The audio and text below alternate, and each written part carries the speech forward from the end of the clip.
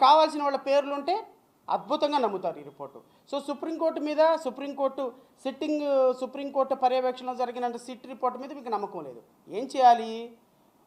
Report వచ్చిన వెంటనే 10% లోపు కొవ్వు ఉంటుందేమో అని చెప్పి ఇక చూడండి, ఊరు వాడ సోషల్ మీడియాలో ప్రచారం చేసి 600 కోట్ల రూపాయలు మీరు ఈ లడ్డూ ప్రసాదం మీద మరక చేయటానికి మీరు వెచ్చించారనేది ప్రాథమికంగా నాకున్న సమాచారం. మీరు దీనికోసం ఊరు వాడ పోస్టర్లు వేసి లడ్డూలో కల్తీ అని చెప్పి పోస్టర్లు వేసింది మాట వాస్తవం కాదు సార్. ప్రచారం చేసింది ఎవరండి? నేను ముఖ్యమంత్రిని అడుగుతున్నా ఈ రోజున. నీతి వాక్యాలు చెప్తున్నావే, శుద్ధపూస కబుర్లు చెప్తున్నావే. చిన్నప్పుడు వెంకటేశ్వర స్వామి దగ్గరికి నడిచి వెళ్ళేవాడిని, వెంకటేశ్వర స్వామి నామాలు చూసేవాడిని, 30 డైనమెంట్లు పెట్టినా బ్రతికాను, ఇవన్నీ శుద్ధపూస మాటలు మాట్లాడుతున్నారు. ఈ రోజున వెంకటేశ్వర స్వామి మీద నిజంగా మీకు భక్తి ఉన్నట్టయితే, వెంకటేశ్వర స్వామి మీ ఇలవేలు పైనట్టయితే, వెంకటేశ్వర స్వామి భక్తి వారి యొక్క ఆశీస్సులతోనే ఈరోజు మీ బ్రతికిన మాట మీ మనసులో నుంచి వస్తే, ఈరోజు వెంకటేశ్వర స్వామి కల్తీ నెయ్యిలో పంది కొవ్వు ఎద్దు కొవ్వు కలిసింది అని చెప్పిన పవన్ కళ్యాణ్ మీద మీరు యాక్షన్ తీసుకోకుండా ఈరోజు మీ మీడియా ద్వారా మీ ఎజెండాను మోపిస్తూ ఊరు వాడ మీరు సిట్ రిపోర్ట్ను కూడా నమ్మకుండా, సిబిఐ రిపోర్ట్ను కూడా నమ్మకుండా, సుప్రీంకోర్టును కూడా నమ్మకుండా మీరు ఊరు వాడ వాల్ పోస్టర్లు లేపించి ప్రచారం చేపించిన దాన్ని ఏ విధంగా జస్టిఫై చేసుకుంటారు ముఖ్యమంత్రి గారు? ఏ విధంగా వెంకటేశ్వర స్వామి మీకు విలవేల్పు, ఏ విధంగా మీరు వెంకటేశ్వర స్వామి భక్తితోటి వెంకటేశ్వర స్వామి మీద మీకు ప్రీతిప్రాప్తమైనటువంటి భక్తి ఉందని ప్రకటించుకుంటారు అని జేబీఎంరాబాద్ పార్టీ ప్రశ్నిస్తుంది. దానికి మీరు జాతికి సమాధానం చెప్పండి. You have to answer to the nation. ఇది మీ ఇంటి సమస్య కాదు, లడ్డూ మీ ఒక్కళ్ళదే సమస్య కాదు. లడ్డూలో అపచారం జరిగింది అనేది వాస్తవం అయితే, పంది కొవ్వు బీఫ్ కొవ్వు లేకపోతే ఫిష్ ఆయిల్ కలిసిందే వాస్తవం అయితే, మీరు ఈరోజు సిబిఐ ఇచ్చినటువంటి రిపోర్టు తప్పుడుగా ఉండగా మీరు ఏ విధంగా క్లెయిమ్ చేస్తారు, ఏ విధంగా భక్తుల మనోభావాలు దెబ్బతీస్తారు అనేది రాష్ట్ర ప్రజలకు మీరు సమాధానం చెప్పాలి సార్. రాజకీయాలకి వాడకూడని అంశాన్ని మీరు ఈరోజు తీశారు. అసలు ఒక స్పష్టంగా రాష్ట్ర ప్రజలు కానీ తెలుగుదేశం పార్టీ కానీ ఇంటెలిజెన్స్ రిపోర్టు, వాళ్ళకు వచ్చినటువంటి ఇంటెలిజెన్స్ రిపోర్ట్ అంటే మీకే కాదు అధికారులు, మాకు కూడా ఇంటెలిజెన్స్ ఉంటుంది. అంటే ఇంటెలిజెన్స్ ఉంటుందంటే మేము ఏర్పాటు చేసుకున్న ఇంటెలిజెన్స్ కాదు. నాకు సంబంధించి ఇంటెలిజెన్స్లో కొద్ది గొప్ప ఇన్ఫర్మేషన్ ఇచ్చేటువంటి ఆఫీసర్లు ఉంటారు. ఎందుకంటే మేము మంచి కోసం పోరాటం చేస్తున్నాం, మీరు చెడుని రిప్రజెంట్ చేస్తూ రాష్ట్రంని సర్వనాశనం చేయడానికి మీరు ఉంటారు. కాబట్టి ఎక్కడో ఒక మంచి ఆఫీసర్లు ఉంటారు, ఖచ్చితంగా ఉంటారు. ఇంటెలిజెన్స్లో మంచి ఆఫీసర్లు ఉంటారు. అక్కడ ఏం జరుగుతుంది, ఏమి డిస్కషన్ జరుగుతుందని మాలాంటి వాళ్ళకి చేరవేసేటువంటి కొద్దో గొప్ప నిజాయితీ కలిగిన ఆఫీసర్లు, సమాజం బాగుండాలనే ఆఫీసర్లు ఉంటారు. కాబట్టి మాకున్నటువంటి ఆఫీసులు ఇచ్చినటువంటి ఇన్ఫర్మేషన్, లడ్డూ విషయంలో పవన్ కళ్యాణ్, చంద్రబాబు నాయుడు అట్టడుగు స్థాయికి వెళ్ళిపోయినారు. హిందువుల మొత్తంలో శ్రీవారి భక్తుల మనసుల్లో వీళ్ళు శ్రీవారి ప్రసాదాన్ని కలుషితం చేశారు అనే ప్రచారాన్ని చేయటానికి వీళ్ళ సాయశక్తులు పడుతున్నారు అనేటువంటి ప్రచారం రూట్ లెవెల్కి వెళ్ళిపోయింది.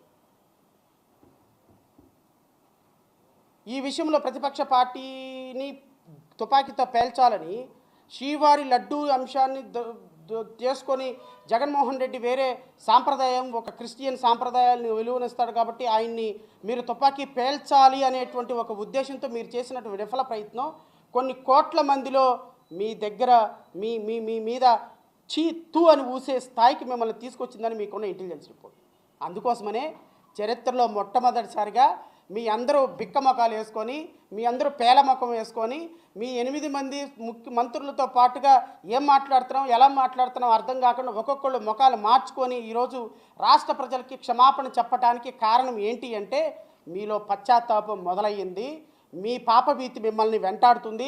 అద్దంలో మీరు చూసుకున్న ప్రతి క్షణం మేము పాపం చేశామో, పాపం మాట్లాడామో, వెంకటేశ్వర స్వామి ఎలా మమ్మల్ని శిక్షిస్తాడో అర్థం కాక నెత్తురు చుక్క లేకుండా మీరు ఈరోజు ప్రెస్ మీట్లో కూర్చున్నారు.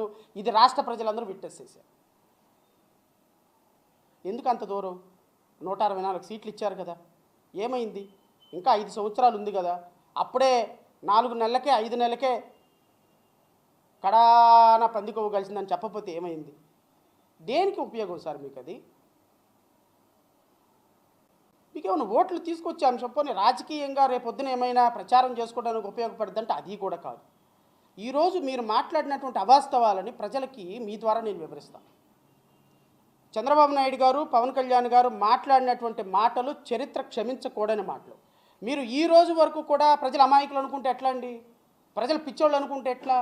ప్రజలు తెలివిలో తక్కువ వాళ్ళు అనుకుంటే ఎట్లా? అంటే మీకు ఓట్లేశారు కాబట్టి వాళ్ళు తిక్కలోళ్ళ, మీకు ఓట్లేశారు కాబట్టి వాళ్ళు అమాయకుల, మీరు 4 డ్యాన్సులు వేయగానే ఏళ్ళు వేశారు కాబట్టి 4 విజిట్ మీకున్నటువంటి అభిమానులు వేళ్ళు వేశారు కాబట్టి మీరు ఏం చెప్పినా నమ్ముతారు అనుకుంటారా? తప్పు సార్ పవన్ కళ్యాణ్ గారు, అది కాదు, కరెక్ట్ కాదు అది.